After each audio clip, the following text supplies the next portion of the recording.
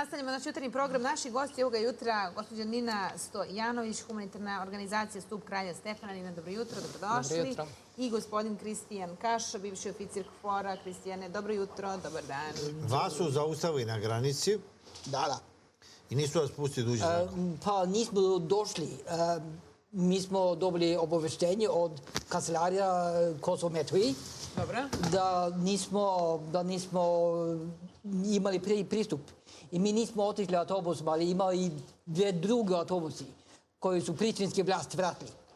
Dobili ste obaveštenje da nećete biti pušteni? Da, mi smo tražili policijsku pratnju od Kancelarija za Kosovo i Metohiju, ali pre nego što nastavim, samo bi negde ispravila gospodina Marića, pošto je rekao granice. To nije granica, to je administrativni prelaz. Kosovo i Metohija je još uvek deo Republike Srbije i tako će i ostati. Dobro, mi smo često kada smo govorili sa predstavnicima raznih humanitarnih organizacija, često su tu bili problemi. Šta se dogodilo ovoga puta? Šta je sada zapravo, koja je vaša ideja bila? Jeste se vi najavili? Kako to inače funkcioniše? Da bi se to bilo uslovno rečeno po protokolu? Mi nismo u obavezi da se najavljujemo. U obavezi su neki državni zvaničnici. Tako je, mi ne ulazimo u to. Međutim, mi smo tražili policijsku pratnju preko oficira za vezu. Obratili smo se Kancelariji za Kosovo i Metohiju. Zato što smo imali u planu da obiđemo Samodrežu i Vučitrn gde može doći do nekih tenzija, znajući iz ranijih iskustva. Ono što se dogodilo jeste da umesto toga da nam jave da je pratnja odobrena ili možda i nije odobrena, jer su oni procenili da nema potrebe za njom, oni su nama javili da je nama zabranjen poseta i ulaz na Kosovo i Metohiju. Nisu dali nikakvo obrazloženje. I to je dovoljno, znači ne moraju da je. Da. Tim crnim listama bio si... Ne znam ako sam na crnom listu, ali da. Onda si se izjasnio za Srbe protiv Albanaca, jedini od oficira KFOR-a, i o tebi se svašta pisao u Prištini. Da, ali nemam nikakve loše veze. Jeste, oni su stavili mene u pritvoru 2012. godine, ali to je pre 9 godine. A sada hoću da imam korektan odnos prema vlasti u Prištini. Ali ja sam izvao i norveške ambasade u Prištini. Šta je on rekao? Žao mi je pre svega da ima ambasade tamo. Ali ja sam pitao ako može da ima pomoć. Čekaj, ti si smatrao da Norveška nije trebalo da prizna? Naravno. Ali okej, ambasade postoje tamo. I okej. Ali što je interesantno je da žena Albina Kurtija, to je Norvežanka. Čekaj, ona je Norvežanka? To je baš Norvežanka. I radi za Norveški institut za međunarodne poslove. To znači da Norveška država finansira žena Albina Kurtija. I to je razlog što sam smatrao da Norveška ambasada i država Norveška ima posebno odgovornost da radi protiv ekstremizma Albina Kurtija. Zato što žena, gospođa Rita, ona je naučnika protiv ekstremizam. Čekaj, ona je stručnjak za ekstremizam, a udata je za najvećeg ekstremistu Albina Kurtija. Da. I to je razlog. Ja sam zvao i Norveška ambasada u petak, jer možemo... Jer ti poznaješ suprugu Albina Kurtija? Sad poznam. Ja sam poslao e-mail i ona dobije moje obaveštenje. I šta je ona tebi odgovorila? Nije mi ništa odgovorila, ali ambasada mi je odgovorila da ako je bio norveška organizacija, oni bi mogli da pomogne. Ali oni su mislili da ja sam portparol neki norveške organizacije, ali Stup Kralja Stefana, gde Nina je predsjednik, to je u Novom Sadu. I oni su rekli, ne možemo... To je srpska stvar, nije norveška. Da, ali Norveška ima posebnu odgovornost.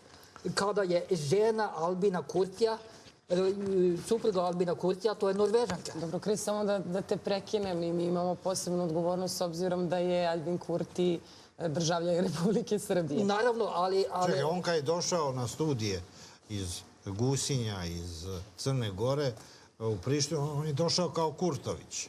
Onda je postao Kurti za vreme studija, kao studentski lider. Da, ali vidit ćemo kako će biti to. Ali, naravno, mi krenemo sada i diplomatski, recimo, javno diplomatiju.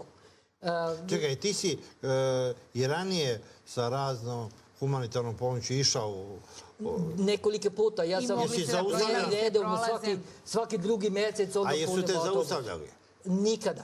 A zašto sad prvi put? Kakve si ti to izjave dao? A imamo majicu, vidimo vašu, nema predaje. Nema predaje. Mi smatramo naravno da Kosovo i Metohija to je deo Srbije.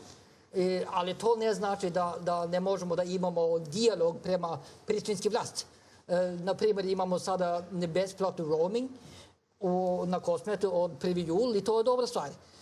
I moramo da radimo što je najbolje sa Srbe u enklavama. Stup Kralja Stefana je organizacija sa Srbe dole u enklavama. Kako ćete vi sada funkcionisati, Nina? Kako ćete, hoćete li ponovo probati prelaz? Da, je li roba, humanitarna pomoć ušla, a vi nije? Ne, nije humanitarna pomoć ušla zbog taksi, cele situacije, svega što se dešavalo. Mi smo svoj rad organizovali tako da se humanitarna pomoć kupuje na Kosovu. Znači da se ne unosi iz centralne Srbije. I ona nije ušla, pošto mi nismo stigli da to realizujemo i da isplatimo. Vi ste htjeli da kupite na teritoriji Kosova? Da, mi to inače radimo. Jer je to mnogo jednostavnije nego da je zaustavljena granica. Tako je. Ne postoji način da mi sada prenesemo humanitarnu pomoć, verovali ili ne. Ne može preko granica pre? Pa ne dozvoljavaju zbog onih taksi. Prelaz, ne granicu, izvini. Prelaz, da. Administrativni prelaz. Ali upravo sad su pooštrili mere uoči sutrašnjih razgovora u Briselu. Zaustavljena su 2 autobusa sa nekim srpskim đacima, studentima koji su htjeli da posete manastire. Očigledno da se nešto dešava, zato ste i vi zaustavljeni. Da, imam teoriju za to. Petar Petković u kancelariju sa Kosovo i Metohiji, on je to rekao, da dijalog, ona ima neki sastanak dijaloga u sredu i Vlada Republike Srbije, hvala, mi smo zahvalni za ovaj podrška, mi imamo 100% podrška od Vlada Republike Srbije. I on je rekao da to je neki znak od Pristina, da neće dijalog, da nemamo ništa da nudi na sto. Umesto to uništi dijalog i pravi zabrane članove vlada. Ono što se mi pripremamo da uradimo do srede, mislim da je važno da istaknemo gledalcima, jeste da u saradnji sa našim pravnim timom, kojim rukovodi advokat Marko Cvijanović iz Novog Sada, sastavljamo pismo koje planiramo da pošaljemo svim ambasadama ovdje u Beogradu i planiramo da pošaljemo Ujedinjenim nacijama i Evropskom parlamentu, gde želimo da skrenemo pažnju da su nama ugrožena osnovna ljudska prava, nama je ugroženo pravo na kretanje.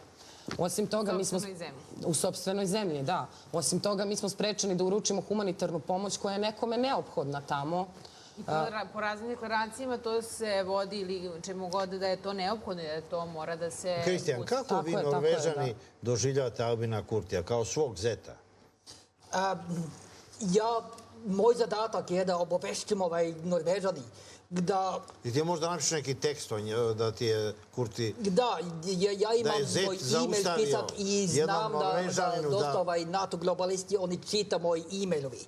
I sada sam stavio svi ambasade u Prištini. Čekaj, gdje ti je ona utka ima Jimmy Shea? Jimmy Shea, evo je. Što ste ga sklonili? To je Jimmy Shea, ja sam bio taj medved. Vidi, ja sam mu dao ime Jamie Shea. I svi vi koji ste bili oficiri KFOR-a morali ste da lažete kao Jimmy Shea. Iskreno, Miliveri, nikada u životu nisam lagao. Zato si brzo i napustio. Pa da, tako nešto, ali ja sam bio kao taj medved, znaš. Ja sam bio taj medved. A šta simboliše taj medved? Ja sam branio dobre ljudi protiv zlo ljudi. Ali Jamie Shea stvarno nije dobar čovjek, on je ratno huškač. Mi ga znamo da je on najveće laži o Srbima govorio za vreme NATO bombardovanja i obeležio je to vreme. Hvala najlepše. Dakle, pratimo možemo samo da vas prekinem ovde pred kraj. Pre nego što izađemo iz studija, ja stvarno mislim da ne bi trebalo da promovišemo ove NATO simbole na nacionalnoj frekvenciji. Hoćeš da baciš? Da, hoću da bacim. Ajde, baci ga! Da bacimo i negde da i pošaljemo poruku da mi nismo igračka u rukama NATO-a i da mi Srbi imamo... Tako je, odlično. Hvala. Hvala vama. Prijetno. Hvala ti, Milmir.